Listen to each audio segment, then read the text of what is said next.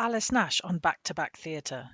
6, sometimes 7 actors with intellectual disabilities. They are professional actors who write exemplary works of theatre and perform them worldwide. The ensemble are the core of the company. The company belongs to them. Working Alice full-time Nash as and an actors actor on means screen. that you get to have a job, you get to get paid, and you get to contribute to meaningful society. I love acting because I've acted since I was a little kid. What inspires me is work that is intriguing and also interesting. I think the most rewarding aspect to my role is that I'm continually asked to grow and be challenged in the work that I make with the actors. The best thing about Bruce Gladwin, being artistic part of the director. ensemble is the comradeship and being part of a team. At the start of this decade, I was in some sort of crisis mode, and there was nothing left for me, I kind of guess. Now I think my life seems to be, full of hope and promise here. Investment from the NDIS leverages their skill so that they can perform on the world's most important stages without any barriers. I've made a lot of friends here at Back-to-Back, but the ones in the ensemble are my closest friends. What I love most about being in the ensemble is going on tour and coming up with ideas for our new shows. A company like Back-to-Back can both champion difference or diversity and also pursue equality. And it's about taking what people have as, individual talents and really nurturing that and seeing that as an asset. My goals for the future is to go further in acting and maybe try some in directing. Without question, if you ask every member of Back-to-Back Theatre why they work for Back-to-Back Theatre, it's because they respect the work of the artists, that is, the artists with disabilities, and they want to serve it.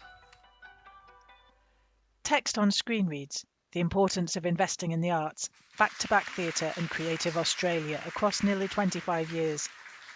Alice Nash makes her way to the podium. Good morning, everyone. Very impressed you're out so early.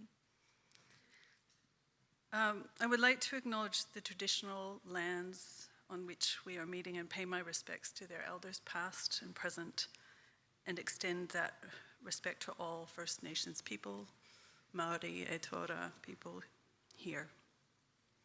Thank you for the immense honour of speaking with you as a guest of Aotearoa, and to speak to you about the work that I served across 20 years as the executive producer of Back-to-Back Theatre, and a little bit too about the work that I now steward as the executive director of investment at Creative Australia. Thank you especially to the artists of Back-to-Back Theatre who allowed me to work alongside them those many years and have given me permission to speak of their work today. I would also like to acknowledge that it can be uncomfortable for me to speak in a forum such as this without one of the actors next to me. I also just wanted to acknowledge that, as I understand it, things are quite hard here now in the arts and in Māori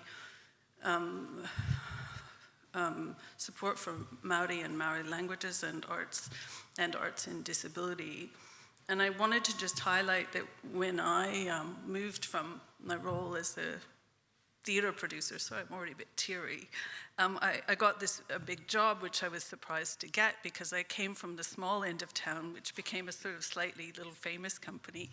But when I started, I worked a day and a half a week for $23,000 a year. That's when I started at Back-to-Back. And when I went from that to a little company that toured the world and did a whole bunch of things, when I got my job, people sent me kind of notes of condolence.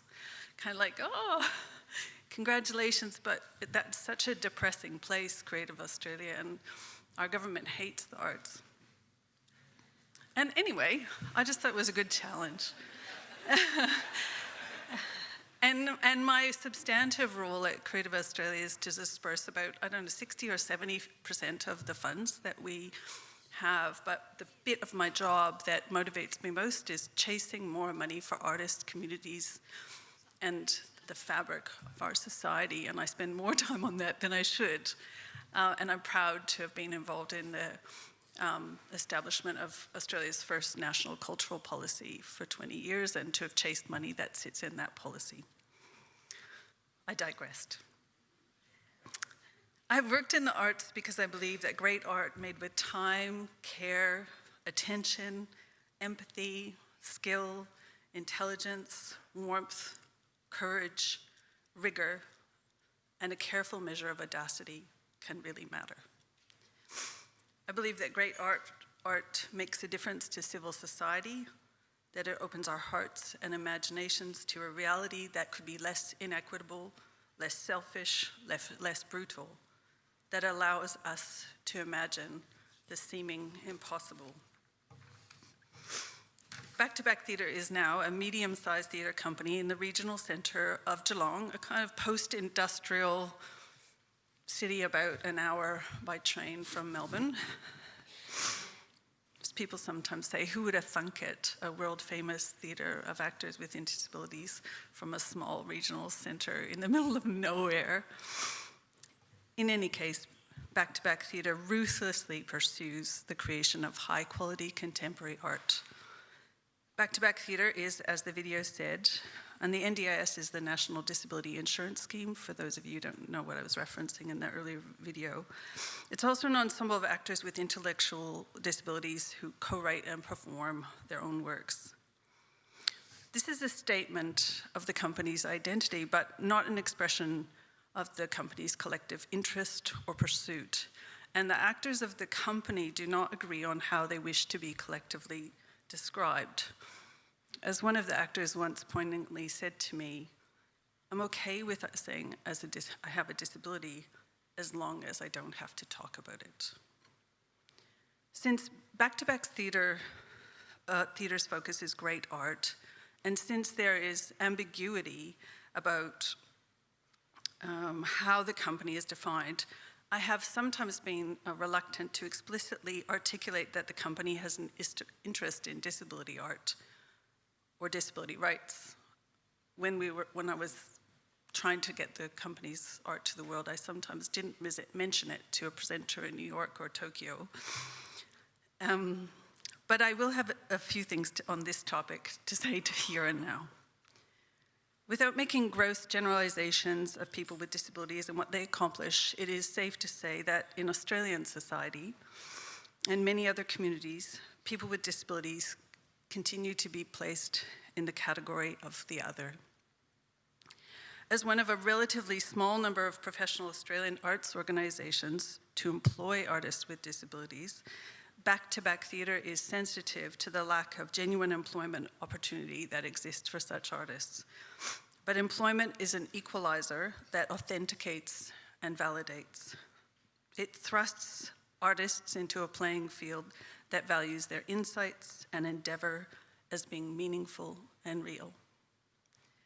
Presenting or touring works supports ongoing employment for artists and increases organizational viability, but more importantly, it places that employment in a very public arena. The symbolic nature of such a strategy has resonance far beyond the citadel of the company. Back-to-Back Theatre is a not-for-profit charitable organization, but it's a hard-hitting social enterprise with long-term cultural and economic impact too. So it's a business, and I was asked today to to say a few things about that which the company holds dear to my mind that I hope might be useful to hear some of you here today. I recognize that all of you here work in bigger or smaller enterprises, and that probably some of these things are well known to you. They seem simple to me, and I hope they're also simple to you. Number one, we had a clear purpose. Back-to-Back Theatre has a clearly defined purpose, deftly drawn by founding board and artists of the company more than 30 years ago. It focuses on two things. One, make great art. Two, the company belongs to a group of artists with intellectual disabilities. If the board was ever confused about a decision, there was a certain board member who'd been there a while who would just recenter the deliberations really quickly and say, is it good for the ensemble? Is it good for art? And then the decision, even if it had been a circuitous discussion, would quickly resolve itself. Sometimes in Australia, at least, not-for-profit boards are not seen as entirely useful, a kind of burden or, I don't know, lead to drift. But I completely disagree. My experience of the Back-to-Back's board's vision and its stewarding, its guardianship of that purpose was and is really important and allowed the company to build from almost nothing to something relatively substantial. People. Back-to-Back theatre typically employs 6 ensemble members with intellectual disabilities who have seriously good brains. They have tenure, remain working with the company over many years, leaving on their terms when the time is right. Mark Deans, a founding mentor of the company, recently retired after more than 30 years. That's Mark on the right. And when the artistic directorship of the company becomes vacant, the actors audition and choose the next artistic director, recommending this decision to the board via the ensemble representative of the board. The company places a high value on the intimacy between these actors and the greater artistic team, who generally just join ad hoc. I might add that the executive producer and artistic director don't sit on the board. Time. Number 3, time. At Back-to-Back Theatre, we invest in research and development, in R&D, as I call it, taking a significant amount of time to make work. At first, we made about 1 per year. We didn't have much money, but we did have access to a shared space 4 days a week from 9 a.m. to 4 p.m.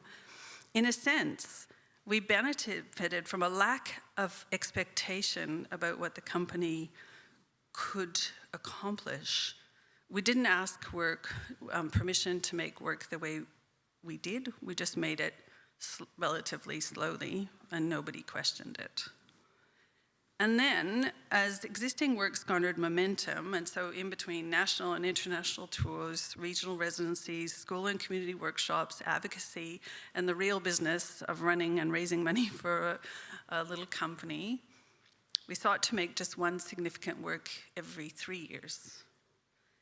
And then we ambitiously aimed and have succeeded for actually, I think, about 6 works now, some community, some so-called professional, to tour each work for at least a decade. In 2016, we presented Small Metal Objects, which is the first work of theatre that I ever produced. It premiered in 2005. In 2016, we presented it here in Wellington on the water, overlooking the wind. And its most recent performance was in 2023, so last year. Space. Back-to-Back Theatre has an amazing studio, an experimental laboratory for theatre making. It's sometimes a place for presenting our work, for hosting artists and communities, but first and foremost, it's a space for creative freedom. It's both a comforting home with a big family kitchen and a high-performance functional venue. And it's sometimes affordable to have possible to have an affordable home when you're in the middle of nowhere, outside a main city. I always thought of the company's location in Geelong, not as a disadvantage, but as a competitive advantage. In any case, it doesn't need to be an amazing space that you have. It just needs to be a space or enough time in a relatively constant space to make one's work. And at first, we were actually located in a prison, and then in a jail, and then a police station, and the police and a jail that was converted into an amazing home for us. So it's kind of strange history of incarceration and the like. Community and professional contexts. We didn't assign a different value to the work that we produced in community education and, as I said, so-called educational context. Rather, we viewed every bit of time and space as opportunities to make great art. we once were reviewed by our state government, and they said, you should get rid of your community programs. And Bruce, we said, oh, that's reprehensible. We're always traveling around the world. We couldn't do that. And they said, well, you're losing money. And I said, well, I don't care. It's morally reprehensible that we should be in a city but not be in schools and communities.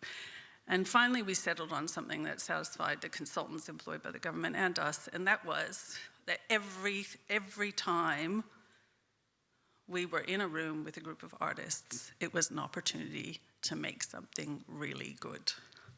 And quite a few of our community projects did go on to become international touring projects because other communities became interested in them. So it actually ended up being an income diversification scheme as well, if you want to look at it in that way. Finding our markets, or maybe our contexts. In any given city in the world, in its home or Geelong or Sydney or in New York and indeed in Wellington, where we were at the New Zealand Festival, the market for the work is specific. It's a small piece of a market in each city, but when we added it up globally, it was a massive, clear, engaged, and artistically and socially committed audience. We, and I especially, worked actively to identify this audience. I often traveled around the world in person, kind of cold called people, to find and meet our presenting partners in their spaces, and therefore meet our audiences. Of course, one's audience doesn't have to be international. That's just what we chased first. And almost like the community and education became stronger afterwards, that was always part of the company. Your context or your market can be big or small. It can be local or regional. But you really, in my view, as a producer, should try to identify what it is quite early when you're making your work. Because then if it lands well, it will gain and garner strength. Optimistic and entrepreneurial.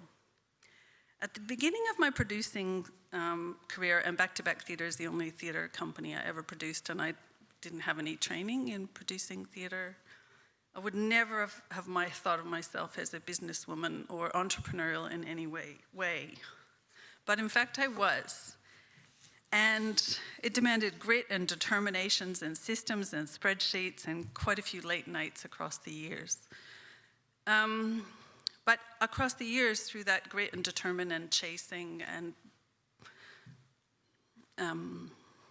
time, we gathered momentum and ballast, and it was very diversified income base, which did insulate the company against the vagaries of political changes or indeed, actually in COVID, I got quite excited and I said, oh, we'll just really pivot towards the digital and film and screen and community and education. And it was easy and fast to do that. And I think people thought I was quite demented, but anyway. But I would also say that you can only find your contexts or money if you make great work. So I go back to my first or second point. Just make it well, as best you can, would be my most simple advice.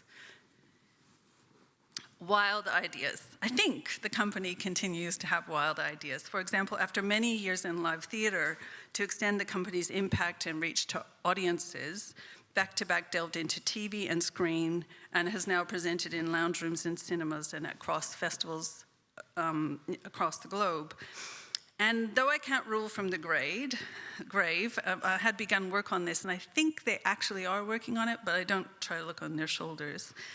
I think the company still needs a building that overlooks the bay in Geelong, that includes accommodations for artists with and without disabilities, visual art studios, a gallery, and a rooftop bar run by people with disabilities. I'm hoping they're still chasing that blue sky idea. I did find a site. Anyway, these are all really simple things, but that is what we did across time to build Back to Back Theatre into a company that I think people really liked but didn't really care about. And in the last few years, it won 2 major international prizes. It won the Ibsen Prize, the so-called Nobel Prize of Theatre awarded by the Norwegian government for its lifetime contribution to world theatre. And this year, in June, it was presented with the Golden Lion for lifetime achievement in theatre by the Venice Biennale, also in recognition of its contribution to West.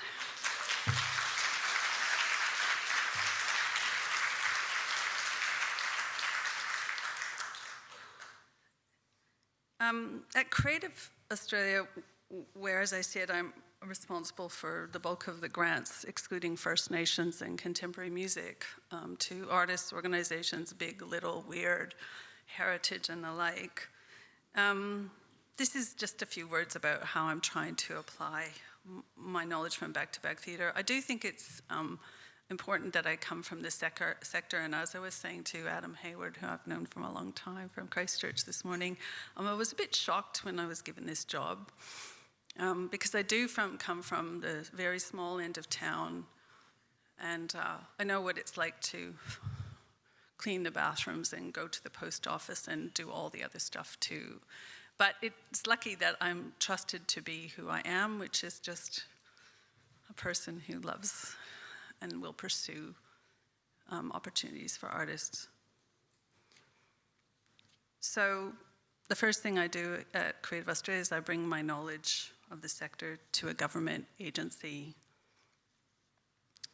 The second thing I do is I try to keep an eye on what's reasonable to expect of artists and organizations. I constantly invite artists or organizations to invite us to let us know when we're being ridiculous in our requests so that we can see if we can make things easier. And we can't always do that because we have sort of public administration duties, but so, you know, to keep challenging us to say, just tell us if that spreadsheet was idiotic or that process was horrific. I would just say generally, I just also encourage artists over and over and over to just call us again. If you're writing a grant application, just call us again and ask more questions. And I would say that also in terms of how to run a little organization. When, as I said, when I began, I didn't know how to run a theatre company. I didn't know how to build fee. I didn't know what a remount was. And that's a bit terrifying to think a theatre producer might not know that. Just ask lots of questions, and I continue to do that in my job, but I did it a lot at Back-to-Back Theatre.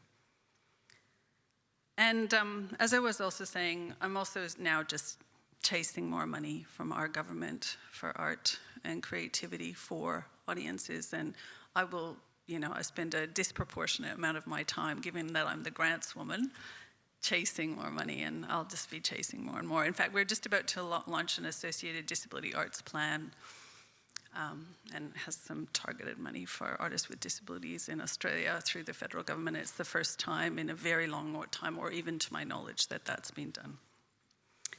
So,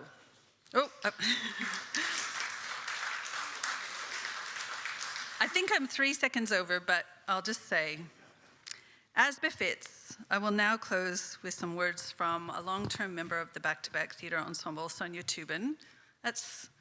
No, Sonia was earlier, that's not her. She was my wondrous colleague who sadly passed away a few years ago. Sonia wrote, "Theatre should be for the people to have a voice and not feel afraid of that. Theatre needs to come from listening to other people, true stories, in-your-face kind of stories, stories from the heart and the mind, stories that are deep down inside of you, stories that you never forget a long time. Theatre is for the rich, theatre is for the poor, for the loneliness, and for the forgiveness." Thank you. Yes.